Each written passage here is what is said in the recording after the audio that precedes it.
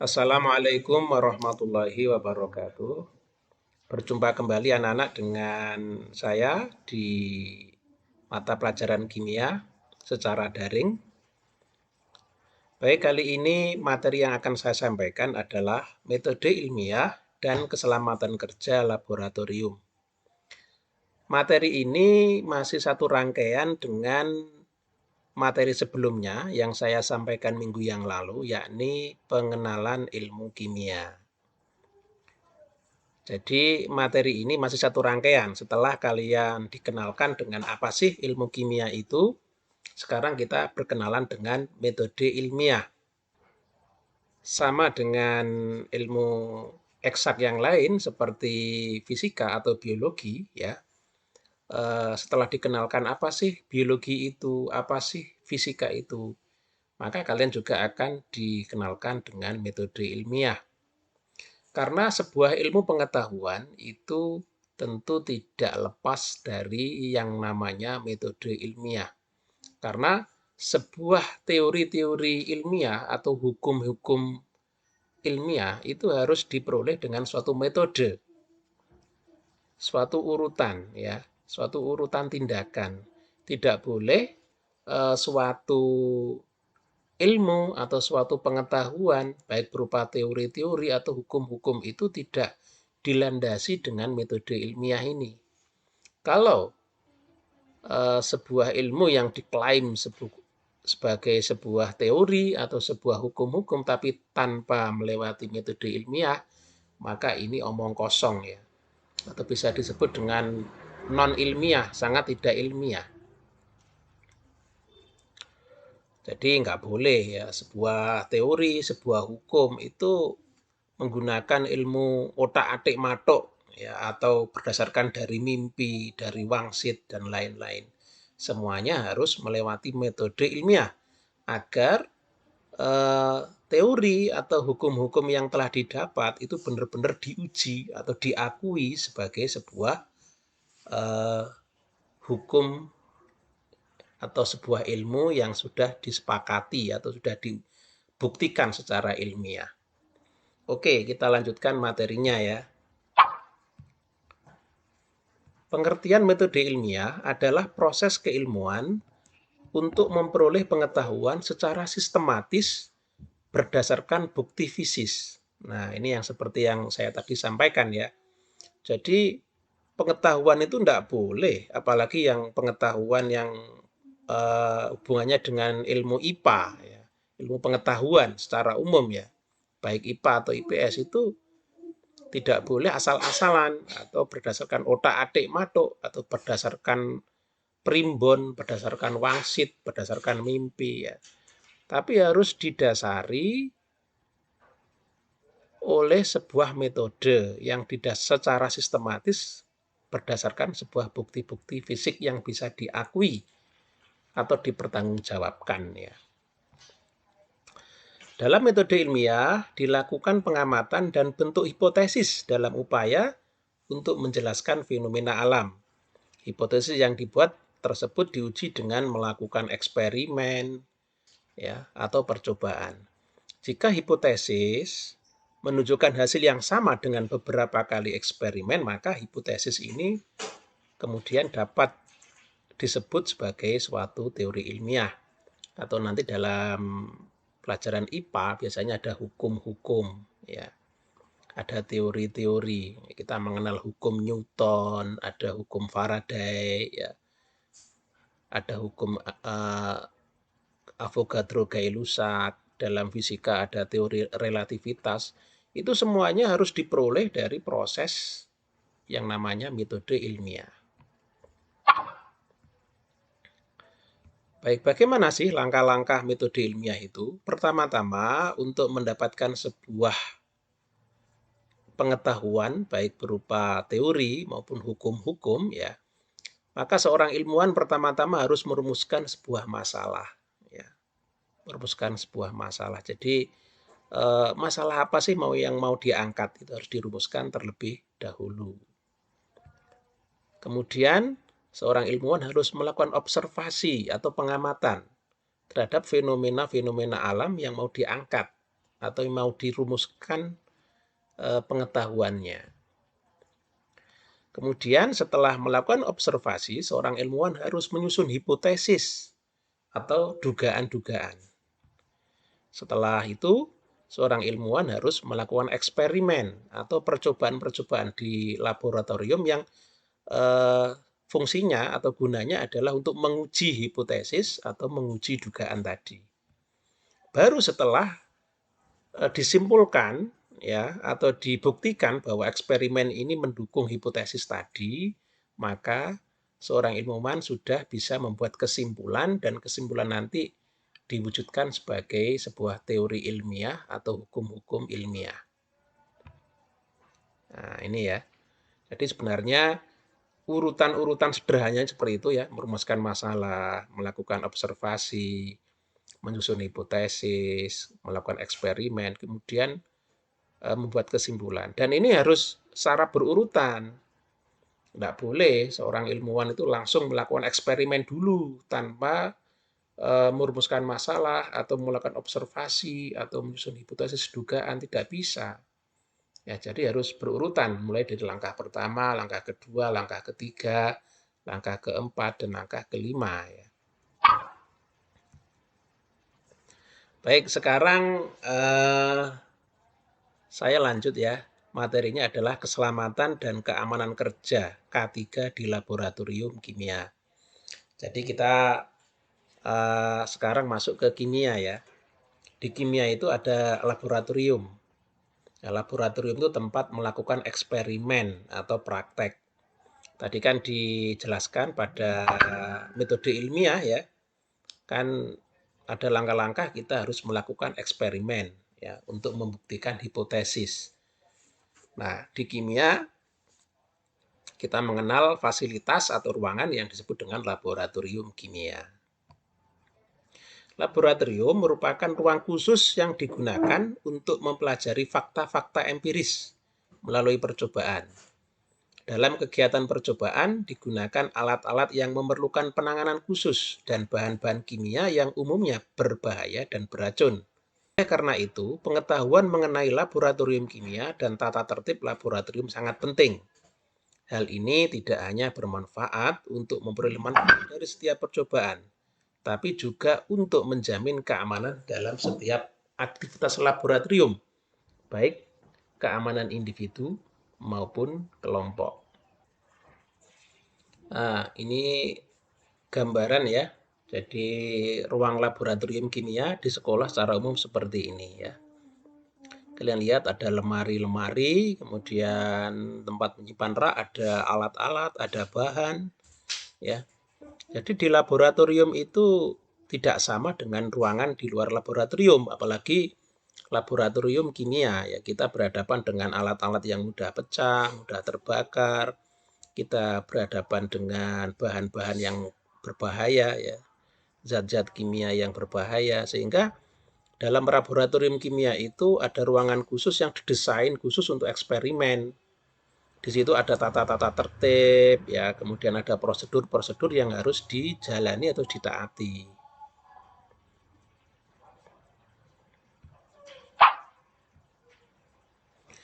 Perlengkapan keamanan laboratorium ya.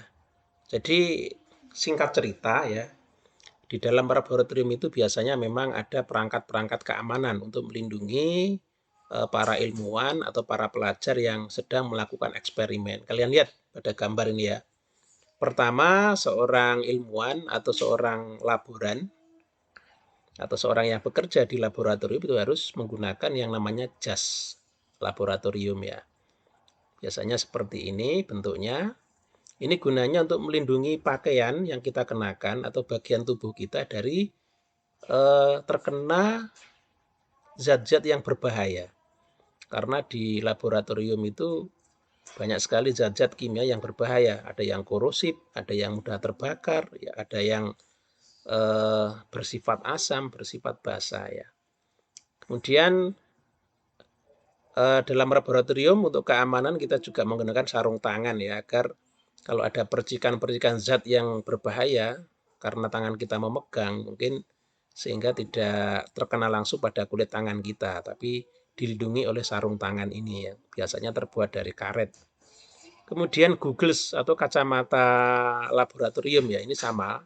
Jadi ini untuk melindungi mata kita dari percikan-percikan zat-zat yang berbahaya supaya tidak mengenai mata kita ya. Kemudian ada masker, sama juga fungsinya. Apabila ada gas-gas yang berbahaya itu supaya tidak langsung terhirup ya. Kemudian ada penutup kepala ini ya. Ini juga untuk melindungi rambut kita dari hal-hal yang tidak diinginkan, misalnya terbakar atau yang lainnya ya. Baik, sekarang kita sedikit ya berkenalan dengan peralatan-peralatan di laboratorium kimia agar tidak kaget ya atau tidak asing bagi kalian ya. Jadi di laboratorium kimia itu biasanya alat-alat itu banyak yang terbuat dari kaca. Ya, terbuat dari kaca atau gelas. Ya, sebagian besar. Tentu saja memang mudah pecah ya atau mudah retak. Yang pertama adalah tabung reaksi. Ya, ini mungkin sering kalian lihat ini ya. Tabung reaksi fungsinya adalah untuk mereaksikan dua atau lebih larutan atau bahan kimia. Ya, kemudian kita berkenalan dengan beaker glass atau gelas kimia. Beaker glass digunakan jika tabung reaksi tidak cukup untuk digunakan. Gelas beaker digunakan untuk menuang cairan, mencampur, memanaskan, dan merebus cairan. Gelas beaker memiliki takaran namun jarang, bahkan tidak diperbolehkan untuk mengukur volume suatu zat cair. Nah, ini bentuknya seperti ini ya. Ini sering kalian lihat mungkin, ini namanya gelas kimia atau biasa disebut dengan beaker glass. Nah, ada lagi bentuk seperti ini namanya labu ukur ya. Ini namanya labu ukur. Labu ukur berfungsi untuk membuat atau mengencerkan larutan dengan ketelitian yang tinggi. Kemudian ada gelas ukur. Nah, bentuknya demikian. Fungsi gelas ukur adalah untuk mengukur volume larutan yang tidak memerlukan ketelitian yang tinggi dalam jumlah tertentu. Nah, ini mungkin sudah sangat familiar ya, ini namanya pipet. Berguna untuk mengambil cairan dalam skala kecil.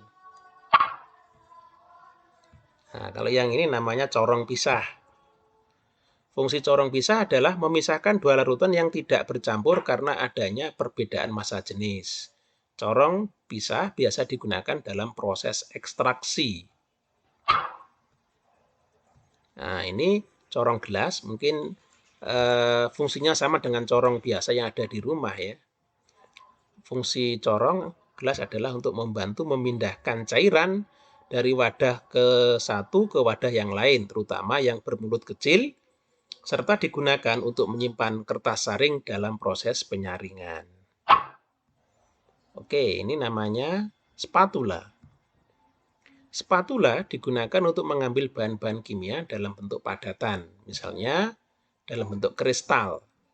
Untuk zat-zat yang bereaksi dengan logam digunakan spatula plastik. Ya. Nah, kalau yang ini namanya rak tabung reaksi. Biasanya fungsi rak tabung reaksi adalah sebagai tempat tabung reaksi, terutama pada saat melakukan percobaan yang membutuhkan banyak tabung reaksi. Namun, dalam mereaksikan zat yang menggunakan tabung reaksi, sebaiknya menggunakan rak tabung reaksi demi keamanan diri sendiri maupun orang lain. Jadi kalau kasusnya misalnya tabungnya hanya 2 dan kita mereaksikan ya zat-zat dalam tabung reaksi itu ya tetap kita pakai rak tabung reaksi untuk keamanan. Nah, ini adalah mortar dan pestle ya. Bentuknya mungkin kalau di rumah ya seperti layah itu ya atau hulek-hulek gitu kalau orang Jawa itu ya untuk menggerus bumbu ya. Kalau di sini adalah untuk menggerus zat-zat kimia yang masih berupa padatan ya, untuk menghaluskan ya. Nah, ada juga buret. Ya, buret bentuknya seperti itu ya, seperti tabung yang panjang, di ujungnya ada keran. Biasanya buret digunakan untuk titrasi, tapi pada keadaan tertentu dapat pula digunakan untuk mengukur volume suatu larutan. Ya. Kalau yang ini namanya neraca atau timbangan ya. Sebenarnya neraca ini banyak sekali bentuk-bentuknya ya. Tapi yang saya tampilkan ini adalah neraca digital yang lebih simpel dan mudah digunakan ya. Ini disebut juga dengan neraca analitik, digunakan untuk menimbang berat sampel yang akan digunakan. Ada juga pembakar Bunsen ya, atau Bunsen burner. Biasanya satu paket dengan kaki 3 atau tripod, kemudian kasa. Sebenarnya ya bentuknya mirip dengan kompor ya di sini ya. Jadi Bunsennya ini adalah pembakar yang bahan bakarnya adalah gas. Bisa juga kadang-kadang Bunsennya ini diganti dengan pembakar spiritus ya, seperti pembakar pada kompor tapi bahan bakarnya spiritus. Biasanya satu set ini pembakar Bunsen ini digunakan untuk pemanasan larutan ya. Oke, sekarang setelah peralatan, kita sekarang mengenal tanda-tanda pada bahan-bahan kimia. Di laboratorium, bahan-bahan kimia itu disimpan dalam botol-botol kaca biasanya, kemudian diletakkan di rak-rak ya, kemudian dilabeli. Nah, di situ ada nama ya, kemudian juga ditata sedemikian rupa agar bahan-bahan yang kalau dekat itu bisa bereaksi atau berbahaya itu bisa diamankan seminimal mungkin ya. Di label botol bahan kimia biasanya nanti ada tanda keterangan ya. Jadi untuk antisipasi kebahayaan, karena setiap bahan kimia itu mempunyai bahaya ya, mempunyai sifat-sifat tertentu yang berbahaya.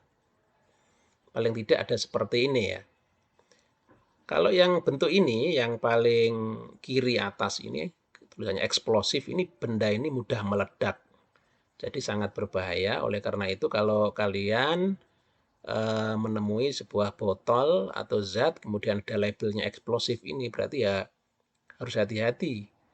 Ya, dijauhkan dari sumber panas, sumber listrik, atau bahkan api ya, karena sifatnya eksplosif atau mudah terbakar. Ada lagi yang bentuknya seperti ini, ada tulisnya oxidizing. Jadi di label itu kadang-kadang ada tulisannya, ada tidak. Kadang-kadang hanya ada gambar, bisa juga dengan keterangannya. Oxidizing, mudah teroksidasi. Mudah teroksidasi ini bisa terbakar atau mengeluarkan panas, ya. Jadi ada energi panas dan cahaya yang keluar, seperti terbakar tapi dalam skala kecil. Itu namanya teroksidasi. Kemudian ada bentuk api semacam ini ya, lebih besar dari yang tadi ya, extremely flammable. Sangat mudah terbakar. Dengan sedikit percikan dari api atau sedikit panas, dia bisa terbakar. Cukup berbahaya. Korosif, ya, ini bersifat korosif. Korosif itu bisa diartikan sebenarnya melarutkan logam. Tapi kalau cairan yang bersifat korosif ini kena tangan atau kena kulit kita ya tentu berbahaya. Contohnya adalah zat-zat yang bersifat asam. Asam cuka, ya, asam klorida, asam sulfat ya. Kemudian bentuk selanjutnya seperti ini yang paling kanan atas ya, dangerous for the environment ya, berbahaya bagi lingkungan. Jadi ini kalau zat-zat ini kalau ini tumpah ke lingkungan dia bersifat limbah, bisa berbahaya bagi lingkungan, misalnya membunuh makhluk hidup ya, kalau dibuang ke sungai dia itu bisa meracuni ikan-ikan yang di situ, bisa mematikan pohon dan sebagainya. Itu namanya dangerous for the environment. Jadi kalau zat-zat yang ada bentuknya seperti ini tidak boleh dibuang langsung ke alam ya. Kemudian yang kiri bawah ya, harmful ya, merusak. Mudah rusak, maaf, mudah rusak. Ini berarti harus hati-hati ya. Kemudian ada tanda api lagi, tapi kodenya highly flammable. Ini mudah terbakar, tapi tidak semudah terbakar dari yang extremely. Jadi derajatnya lebih rendah ya. Kalau yang extremely tadi sangat-sangat mudah terbakar. Kalau highly flammable ya mudah terbakar gitu aja ya. Ada toxic ya, beracun. Ini bentuknya tengkorak ya. Toxic, dia beracun. Hati-hati kalau misalnya mungkin terhirup atau tertelan atau terkena mata, ini bisa beracun. Iritan menimbulkan iritasi. Ya ini kalau di kulit iritasi ya. Ini iritan ya. Apalagi kalau tertelan ya mungkin pedih ya. Kalau kena mata juga pedih ya. Kalau tertelan ya bahaya lagi kalau iritan. Ya. Mengiritasi.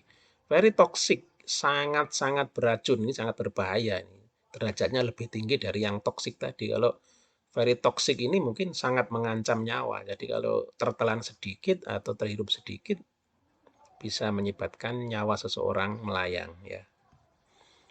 Oke anak-anak, demikian ya. Jadi secara umum tanda-tanda bahaya pada bahan-bahan kimia sehingga kalau kita ketemu sebuah bahan kimia, kita bisa melihat labelnya ya, status bahayanya ini bagaimana sehingga kita bisa berhati-hati. Misalnya kalau ada zat kimia labelnya extremely flammable ya, hati-hati sekali jangan sampai kena panas ya, kena sumber api dan sebagainya. Oke, demikian materi kali ini saya akhiri. Wassalamualaikum warahmatullahi wabarakatuh.